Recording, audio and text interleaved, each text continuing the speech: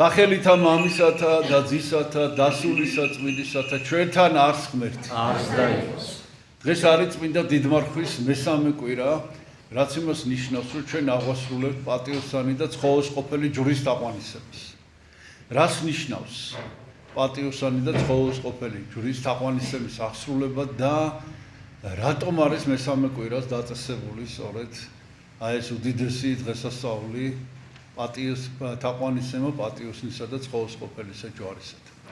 დიდმარხვის პირველ კვირას ჩვენ წავიკითხეთ სახარება, სადაც აღწერილი იყო თუ როგორ მოუწოდა იესო ქრისტემ თავის მოწაფეებს და როგორ მიატოვეს მათ ყოველივე და როგორ შეუდგენ იესო ქრისტეს და ამ სახარების ამ ადგილით ჩვენ ეკლესია გვახსენებს იმას, რომ აუცილებელი პირობა იმისათვის, რომ ჩვენ შევუდგეთ აუცილებელი პირობა იმისათვის, რომ ჩვენ ვიყოთ ნამდვილი ქრისტიანები, ეს არის ჩვენ შევუდგეთ ქრისტეს.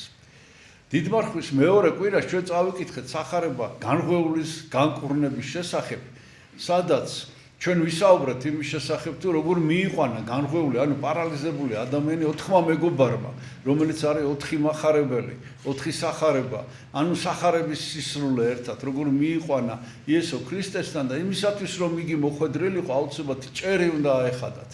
ანუ ადამიანის გონება უნდა გათავისუფლებულიყო ქრისტესთან მისასვლელად. და ჩვენ მივედით ქრისტესთან დღეს და რა უნდა გავაკეთოთ ჩვენ დღეს?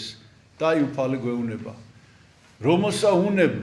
რომელსა უნდა შემდგომა ჩემ და სვლაი, უარყავ თავითვისი, აღიღე ჯვარი თვისი და ჯვარი ჩემი და შემომიდეგე. ანუ ჯვარი შენი.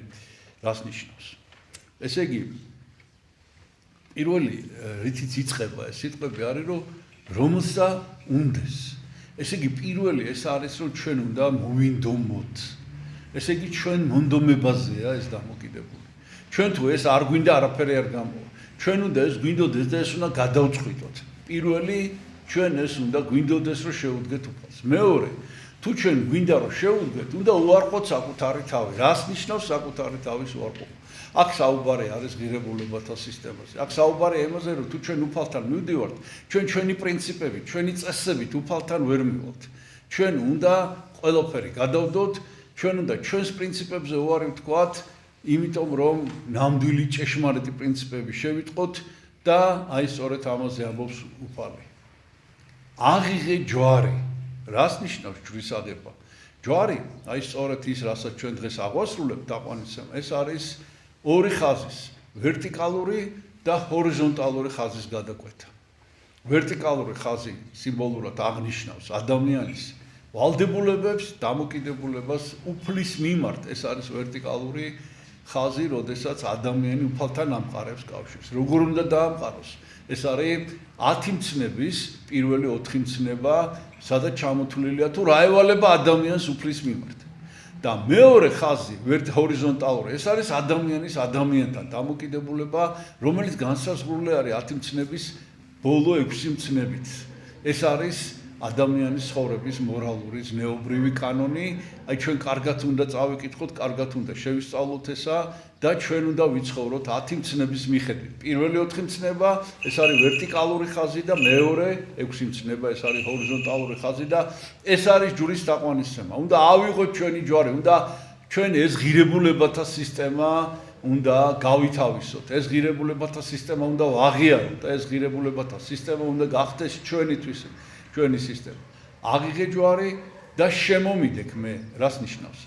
ესე იგი უნდა დავიწყოთ ჩვენი ვალდებულებების აი ამ 10 მცნების აღსრულება. არა ისე როგორც ადამიანები დღეს ამბობენ რომ 10 მცნება ვასრულებ, კაცი არ მომიკლავს, არ მომიპარავს, ბევრს ვერ ჩამოთვლიან სამწუხაროდ და ეს არ არის მარტო 10 მცნება. 10 მცნება არის 10 მცნება და არც ერთი მცნება არ არის იქ მეორეხარისხოვანი. აუცილებლად იმისათვის რომ ადამიანი მოხვდეს სასწაულში 10-ვე მცნება უნდა შეასრულოს ადამიანმა და ეს უნდა კარგად გაიგოს, გაითავისოს, დათანხმდეს თუ უნდა და აი ამის შემდეგ უნდა დაიწყოს შესრულება 10 მცნების და აი მხოლოდ ასე შეიძლება ჩვენ რომ ვიაროთ უფლის კვალდაკვალ. ეს არის დღევანდელი კვირის, დღევანდელი სახარების დღევანდელი დღესასწაულის შინაარსი და ღმერთმა შეგვასრულებინოს, ღმერთმა აგვასრულებინოს ჩვენ ეს ათიმცნება და შესაბამისად ჯვრის თაყვანისცემა. ღმერთმა დაგლოცოთ ჩვენთან არს ღმერთი.